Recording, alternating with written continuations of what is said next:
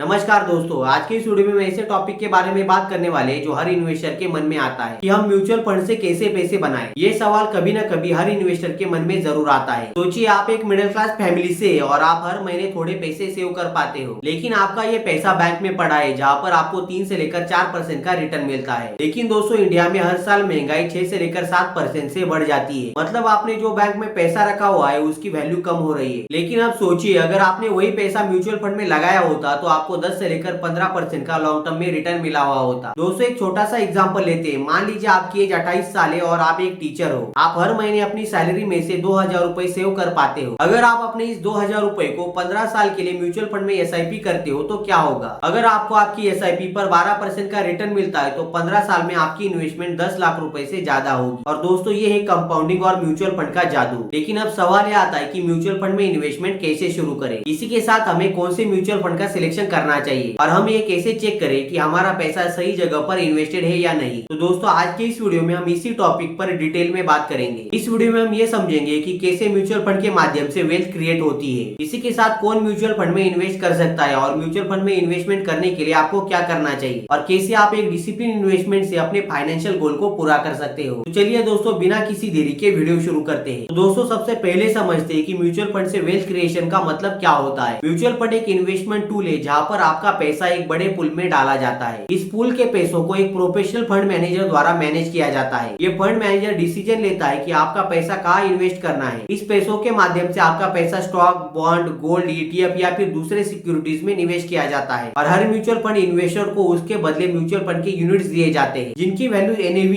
यानी net basis value के आधार पर बढ़ती है। वेल्थ क्रिएशन का मतलब होता है कि अपने कैपिटल को सिस्टमैटिकली ग्रो करना। दोस्तों एक पेड़ लगाने की जैसा है, आप थोड़ी सी मेहनत करते हो और कुछ सालों बाद उसका आपको रिटर्न मिलता है। इसके लिए दोस्तों कंपाउंडिंग का कॉन्सेप्ट समझना बहुत जरूरी है। कंपाउंडिंग का मतलब होता है आपके रिटर्न पर भी रिटर्न मिलना। अगर आप 1 लाख रुपए 10% सालाना कंपाउंडिंग इंटरेस्ट रेट के साथ कहीं पर निवेश करते हो और दोस्तों 7 साल में आपके वो पैसे कंपाउंडिंग के माध्यम से 2 लाख रुपए बन जाएंगे। भारत की mutual fund industry 64.97 lakh crore rupees की है और 10 साल पहले ये इंडस्ट्री 12 लाख करोड़ रुपए की थी। मतलब दोस्तों पिछले 10 साल में भारत की म्यूचुअल फंड इंडस्ट्री में 5 गुना ज्यादा ग्रोथ हुई है और इसमें रिटेल इन्वेस्टर का कॉन्ट्रीब्यूशन 50% से ज्यादा है। इससे ये दिखता है दोस्तों कि भारत का मिडिल क्लास व्यक्ति भी म्यूचुअल फंड में निवेश कर रहा है। अब दोस्तों ये समझते हैं कि म्यूचुअल फंड के टाइप्स कौन से हैं। म्यूचुअल फंड का सबसे पहला टाइप है इक्विटी म्यूचुअल फंड, जिसके माध्यम से आपका पैसा कंपनी के शेयर्स में निवेश किया जाता है। दोस्तों इक्विटी में हाई रिस्क और हाई रिटर्न होते हैं, इसलिए अगर आप लॉन्ग टर्म के लिए इन्वेस्टमेंट करना चाहते हो तभी आपको इक्विटी में निवेश करना चाहिए। म्यूचुअल फंड का दूसरा टाइप है डेब्ट म्यूचुअल फंड। इस फंड के माध्यम से आपका पैसा बॉन्ड्स में निवेश किया जाता है। अगर आप शॉर्ट टर्म के लिए निवेश करना चाहते हो तो बॉन्ड आपके लिए फायदेमंद हो सकता है क्योंकि ये बहुत ज्यादा स्टेबल होते हैं। दोस्तों म्यूचुअल फंड का तीसरा टाइप है हाइब्रिड म्यूचुअल फंड, जो इक्विटी और डेब्ट का कॉम्बिनेशन होता है। अगर आप अपने पोर्टफोलियो को बैलेंस रखना चाहते हो तो हाइब्रिड म्यूचुअल फंड आपके लिए फायदेमंद हो सकता है। दोस्तों तीसरा म्यूचुअल फंड टाइप है इंडेक्स फंड, जिसके माध्यम से आप निफ्टी 50 और सेंसेक्स इंडेक्स को ट्रैक कर सकते हो। दोस्तों पांचवा म्यूचुअल फंड है सेक्टरल म्यूचुअल फंड। इस फंड के माध्यम से आप किसी स्पेसिफिक सेक्टर में निवेश कर सकते हो जैसे कि IT सेक्टर और फार्मा सेक्टर। दोस्तों अगर किसी ने 2015 में 2000 रुपए की SIP किसी फ्लेक्सी कैप फंड में शुरू की होती तो आज उसके पास टोटल 13% रिटर्न के साथ 5.5 लाख रुपए होते। और दोस्तों इससे ये दिखता है कि आपकी छोटी सी इन्वेस्टमेंट भी आपको लॉन्ग टर्म में अच्छे रिटर्न दे सकती है। दोस्तों अब ये समझते हैं कि वेल्थ क्रिएशन के लिए म्यूचुअल फंड क्यों बेस्ट है। इसका सबसे पहला रीजन है अफोर्डेबिलिटी। दोस्तों आप म्यूचुअल फंड में सिर्फ 100 रुपए से भी अपनी SIP शुरू कर सकते हो और हर इनकम लेवल के लोग म्यूचुअल फंड में SIP कर सकते हैं। 2024 में भारत में 4.5 करोड़ SIP अकाउंट एक्टिव थे। म्यूचुअल फंड में निवेश करने का दूसरा रीजन है कंपाउंडिंग का पावर। दोस्तों जितने लॉन्ग टर्म के लिए आप म्यूचुअल फंड में इन्वेस्टेड रहते हो उतना ही ज्यादा आपको रिटर्न मिलता है। और अगर दोस्तों आपको म्यूचुअल फंड से वेल्थ क्रिएट करनी है तो आपको लॉन्ग टर्म के लिए इन्वेस्ट करना बहुत जरूरी है, क्योंकि लॉन्ग टर्म में ही कंपाउंडिंग आपके लिए काम करेगा। मान लीजिए आप हर साल 5000 रुपए की SIP 20 साल के लिए करते हो और अगर आपको आपकी इन्वेस्टमेंट पर 12% का रिटर्न मिला तो 20 साल बाद आपके पैसे की वैल्यू 40 लाख रुपए हो सकती है। और दोस्तों यही है कंपाउंडिंग का पावर। म्यूचुअल फंड में निवेश करने का तीसरा बेनिफिट है डाइवर्सिफिकेशन। दोस्तों म्यूचुअल फंड के माध्यम से आपका पैसा 50 से लेकर 100 कंपनियों में निवेश किया जाता है, जिसकी वजह से आपका पोर्टफोलियो डाइवर्सिफाई होकर रिस्क कम हो जाता है। मतलब दोस्तों अगर एक कंपनी को लॉस होता है तो दूसरी कंपनी उस लॉस को कवर कर सकती है। और दोस्तों ये म्यूचुअल फंड का डाइवर्सिफिकेशन ही आपको रिस्क से बचाता है। दोस्तों भारत में लोग शेयर मार्केट में निवेश करने से डरते हैं क्योंकि उन लोगों को लगता है कि शेयर मार्केट में निवेश करने से हमारा पैसा डूब सकता है। लेकिन दोस्तों अगर आपको स्टॉक मार्केट की नॉलेज नहीं है तो आप म्यूचुअल फंड में अपना पैसा निवेश कर सकते हो, क्योंकि म्यूचुअल फंड को एक प्रोफेशनल फंड मैनेजर के द्वारा मैनेज किया जाता है। है और ये एक्सपीरियंस फंड मैनेजर डिसाइड करते हैं कि आपका पैसा कहाँ निवेश करना है और कहाँ से निकालना है। फंड मैनेजर मार्केट के ट्रेंड और कंपनी के परफॉर्मेंस को डीपली एनालाइज करते हैं। दोस्तों, म्यूचुअल फंड में निवेश करने का अगला रीजन है फ्लेक्सिबिलिटी। आप अपने गोल के हिसाब से म्यूचुअल फंड का सिलेक्शन कर सकते हो। अगर आप शॉर्ट टर्म के लिए निवेश करना चाहते हो तो आप डेब्ट म्यूचुअल फंड का सिलेक्शन कर सकते हो। अगर आप लॉन्ग टर्म के लिए निवेश करना चाहते हो तो आप इक्विटी म्यूचुअल फंड का सिलेक्शन कर सकते हो और अगर आप बैलेंस अप्रोच चाहते हो तो आप हाइब्रिड म्यूचुअल फंड का सिलेक्शन कर सकते हो। अब दोस्तों, सवाल ये आता है कि म्यूचुअल फंड से पैसे कौन कमा सकता है। इसका जवाब है म्यूचुअल फंड से पैसे हर कोई कमा सकता है। चाहे आप स्टूडेंट हो, जॉब करते हो, बिजनेस करते हो या फिर आप हाउस वाइफ हो, आप भी म्यूचुअल फंड से पैसे कमा सकते हो। म्यूचुअल फंड में निवेश करने के लिए कोई भी एज लिमिट नहीं है। हर प्रोफेशन का व्यक्ति म्यूचुअल फंड में निवेश कर सकता है। अगर किसी की एज 20 से लेकर 30 साल है तो वो इक्विटी म्यूचुअल फंड का सिलेक्शन कर सकता है, क्योंकि यंग लोगों के पास टाइम बहुत ज्यादा होता है, जिसकी वजह से लॉन्ग टर्म में उन्हें कंपाउंडिंग का बेनिफिट मिल सकता है। अगर कोई 25 साल का व्यक्ति अपने रिटायरमेंट के लिए हर महीने 5,000 रुपए की SIP किसी अच्छे म्यूचुअल फंड में करता है तो 12% रिटर्न के साथ 60 साल की एज में उसके फंड की वैल्यू 2 करोड़ रुपए से ज्यादा होगी। और दोस्तों, यही है कंपाउंडिंग का पावर। इसी के साथ हाउसवाइफ भी म्यूचुअल फंड में एक बड़ा रोल प्ले कर रही है। सेबी के एक डेटा के अनुसार 2024 में भारत में 24% महिलाओं ने म्यूचुअल फंड में इन्वेस्टमेंट शुरू किया और दोस्तों, महिलाएं SIP के माध्यम से अपने परिवार के लिए सेविंग कर रही है। इसी के साथ वर्कर और फ्रीलांसर्स भी म्यूचुअल फंड में इन्वेस्टमेंट कर सकते हैं। SIP की फ्लेक्सिबिलिटी उनके लिए फायदेमंद है, क्योंकि आप 100 रुपए से भी SIP शुरू कर सकते हो। इसी के साथ NRI भी भारत के म्यूचुअल फंड में निवेश कर सकते हैं। NRI में सबसे ज्यादा इंटरनेशनल फंड पॉपुलर है और दोस्तों, भारत के म्यूचुअल फंड इंडस्ट्री में 10% कॉन्ट्रीब्यूशन NRI का है। इसी के साथ स्टूडेंट भी म्यूचुअल फंड से शुरुआत कर सकते हैं। अपने पॉकेट मनी से 100 रुपए बचाकर म्यूचुअल फंड में SIP कर सकते हैं और दोस्तों, लॉन्ग टर्म में यही पैसे उनके लिए फायदेमंद हो सकते हैं। अब दोस्तों, सवाल ये आता है कि म्यूचुअल फंड में कहाँ इन्वेस्ट करना चाहिए। म्यूचुअल फंड में इन्वेस्ट करने का सबसे पहला ऑप्शन है AMC यानी एसेट मैनेजमेंट कंपनी। भारत में कई सारी एसेट मैनेजमेंट कंपनी है, जैसे कि HDFC mutual fund, ICICI mutual fund, SBI mutual fund. दोस्तों, आप इन एसेट मैनेजमेंट कंपनी के प्लेटफॉर्म पर जाकर डायरेक्ट प्लान खरीद सकते हो। इसी के साथ डायरेक्ट प्लान खरीदने का फायदा ये है कि इसका एक्सपेंस रेशियो कम होता है। सेबी के एक डेटा के अनुसार 2024 में 65% नए इन्वेस्टर ने डायरेक्ट प्लान खरीदा था। दोस्तों, म्यूचुअल फंड में इन्वेस्टमेंट करने का दूसरा ऑप्शन है ऑनलाइन ब्रोकर। आजकल मार्केट में कई सारे ऑनलाइन एप्लीकेशन है जिनके माध्यम से आप म्यूचुअल फंड में निवेश कर सकते हो, लेकिन दोस्तों, आपको सेबी रजिस्टर ऑनलाइन एप्लीकेशन का ही सिलेक्शन करना चाहिए। इन एप्लीकेशन के माध्यम से आप म्यूचुअल फंड में इन्वेस्टमेंट कर अपने पोर्टफोलियो को इजीली ट्रैक कर सकते हो। दोस्तों, म्यूचुअल फंड में इन्वेस्टमेंट करने का तीसरा ऑप्शन है सेबी रजिस्टर फाइनेंशियल एडवाइजर। ये फाइनेंशियल एडवाइजर पर्सनलाइज आपके पोर्टफोलियो को बिल्ड कर सकते हैं, लेकिन दोस्तों, इनकी एनुअल फीस आपके पोर्टफोलियो का 1 से लेकर 2% तक हो सकती है। अगर दोस्तों आप कॉम्प्लेक्स इन्वेस्टमेंट चाहते हो तो ये प्लेटफॉर्म आपके लिए बेस्ट ऑप्शन हो सकता है। दोस्तों, इसमें चौथा ऑप्शन है इंटरनेशनल म्यूचुअल फंड। ये फंड आपको ग्लोबल डाइवर्सिफिकेशन देते हैं। इस फंड के माध्यम से आप इंटरनेशनल म्यूचुअल फंड में निवेश कर अपने पोर्टफोलियो को और ज्यादा डाइवर्सिफाई बना सकते हो। दोस्तों, अगर आप गूगल, माइक्रोसॉफ्ट और Amazon जैसी कंपनीज में निवेश करना चाहते हो तो इंटरनेशनल म्यूचुअल फंड आपके लिए फायदेमंद हो सकते हैं। दोस्तों, पांचवा ऑप्शन है थीमेटिक म्यूचुअल फंड और ESG mutual fund. ESG mutual fund के माध्यम से आपका पैसा सस्टेनेबल कंपनीज में निवेश किया जाता है, जैसे कि रिन्यूएबल एनर्जी और इथिकल बिजनेस। अब दोस्तों, सवाल ये आता है कि म्यूचुअल फंड से हमारा पैसा कैसे ग्रो होगा। दोस्तों, इसके लिए सबसे पहला स्टेप है गोल सेटिंग। आपको अपना फाइनेंशियल गोल क्लियर करना चाहिए कि आप म्यूचुअल फंड में पैसा क्यों निवेश करना चाहते हो। आप रिटायरमेंट के लिए निवेश करना चाहते हो, बच्चों के एजुकेशन के लिए निवेश करना चाहते हो, आप घर खरीदने के लिए या फिर कार खरीदने के लिए निवेश करना चाहते हो। आपको अपने गोल के हिसाब से टाइम हॉरिजॉन का भी सिलेक्शन करना बहुत जरूरी होता है। अगर आपको 15 साल के लिए निवेश करना है तो आप इक्विटी म्यूचुअल फंड में निवेश कर सकते हो और अगर आपको 5 साल के लिए निवेश करना है तो आप डेब्ट म्यूचुअल फंड में निवेश कर सकते हो। दोस्तों, दूसरा स्टेप है रिस्क प्रोफाइलिंग। म्यूचुअल फंड में निवेश करने से पहले आपको खुद को ये पूछना चाहिए कि आप कितना रिस्क ले सकते हो। अगर आप कंजर्वेटिव हो तो आप डेब्ट म्यूचुअल फंड या फिर बैलेंस म्यूचुअल फंड का सिलेक्शन कर सकते हो। अगर दोस्तों आप एग्रेसिव हो तो आप मिड कैप म्यूचुअल फंड या फिर स्मॉल कैप म्यूचुअल फंड का सिलेक्शन कर सकते हो। 2024 के एक सर्वे के अनुसार 60% नए इन्वेस्टर मॉडरेट फंड का सिलेक्शन करते हैं। दोस्तों, तीसरा स्टेप है SIP कैलकुलेटर का इस्तेमाल कीजिए। आजकल गूगल पर ऐसे कई सारे प्लेटफॉर्म है जो आपको SIP कैलकुलेटर प्रोवाइड करते हैं और दोस्तों, SIP कैलकुलेटर के माध्यम से आप ये एस्टिमेशन लगा सकते हो कि आपको कितना पैसा निवेश करना चाहिए अपने गोल तक पहुंचने के लिए। दोस्तों, चौथा स्टेप है फंड का सिलेक्शन करना। आपको म्यूचुअल फंड के पास्ट परफॉर्मेंस, एक्सपेंस रेशियो और फंड मैनेजर का ट्रैक रिकॉर्ड देखकर म्यूचुअल फंड का सिलेक्शन करना चाहिए। दोस्तों, पांचवा स्टेप है डाइवर्सिफिकेशन। दोस्तों, आपको कभी भी अपना सारा पैसा किसी एक ही म्यूचुअल फंड में नहीं निवेश करना चाहिए। आपको अपना पैसा इक्विटी, गोल्ड, ETF या फिर डेब्ट में निवेश करना चाहिए। इससे क्या होगा दोस्तों, आपका पोर्टफोलियो डाइवर्सिफाई होकर उसका रिस्क कम हो जाएगा। आप 50% पैसा इक्विटी में निवेश कर सकते हो, 40% पैसा डेब्ट में निवेश कर सकते हो और 10% पैसा गोल्ड में निवेश कर सकते हो। और दोस्तों, इससे मार्केट की वॉलेटिलिटी का असर आपके पोर्टफोलियो पर कम पड़ेगा। म्यूचुअल फंड में इन्वेस्ट करने का 6 नेक्स्ट स्टेप है एसआईपी और लमसम इन्वेस्टमेंट। दोस्तों एसआईपी एक डिसिप्लिन इन्वेस्टिंग ऑप्शन है और 2024 में 2.1 लाख करोड़ रुपए एसआईपी के माध्यम से म्यूचुअल फंड में निवेश हुए थे। इसी के साथ लमसम इन्वेस्टमेंट बहुत ज्यादा हाई रिस्की होता है। लमसम इन्वेस्टमेंट सिर्फ मार्केट के डीप में ही काम करता है। इसलिए दोस्तों अगर आप एक बिगिनर हो तो आप एसआईपी के माध्यम से म्यूचुअल फंड में निवेश कर सकते हो। म्यूचुअल फंड में निवेश करने का 7वां स्टेप है टैक्स ऑप्टिमाइजेशन। दोस्तों म्यूचुअल फंड के माध्यम से आप अपने इनकम पर टैक्स भी बचा सकते हो। टैक्स बचाने के लिए एक फंड है जिसका नाम है एलआईसी म्यूचुअल फंड यानी इक्विटी लिंक सेविंग स्कीम। दोस्तों इस म्यूचुअल फंड के माध्यम से आप सेक्शन 80C के तहत 1.5 लाख रुपए तक टैक्स पर छूट पा सकते हो। दोस्तों 8वां स्टेप है मॉनिटरिंग एंड रीबैलेंसिंग। आपको अपने पोर्टफोलियो को या फिर म्यूचुअल फंड को हर 6 से लेकर 12 महीने में चेक करना चाहिए। अगर आपका इक्विटी फंड 60% से ज्यादा हुआ है तो आप अपने पोर्टफोलियो को डेप्थ में निवेश कर रीबैलेंस कर सकते हो। तो दोस्तों आज के इस वीडियो में हमने देखा कि म्यूचुअल फंड के माध्यम से आप कैसे अपने पैसों को ग्रो कर सकते हो। इसी के साथ हमने ये भी देखा कि म्यूचुअल फंड का सिलेक्शन करने के लिए आपको कौन कौन से पॉइंट चेक करने चाहिए। और दोस्तों हमने ये भी देखा कि आपको अपने गोल के अनुसार कैसे म्यूचुअल फंड का सिलेक्शन करना चाहिए। इसी के साथ हमने ये भी देखा कि म्यूचुअल फंड में कौन कौन इन्वेस्ट कर सकता है। तो दोस्तों आपको ये वीडियो कैसा लगा हमें कमेंट सेक्शन में जरूर बताइए। अगर आपको ये इन्फॉर्मेशन पसंद आए तो वीडियो को लाइक कीजिए, चैनल को सब्सक्राइब कीजिए और ये वीडियो ज्यादा से ज्यादा अपने दोस्तों के साथ शेयर कीजिए। तो दोस्तों चलिए मिलते हैं नई किसी इन्फॉर्मेटिव वीडियो में। तब तक के लिए जय हिंद,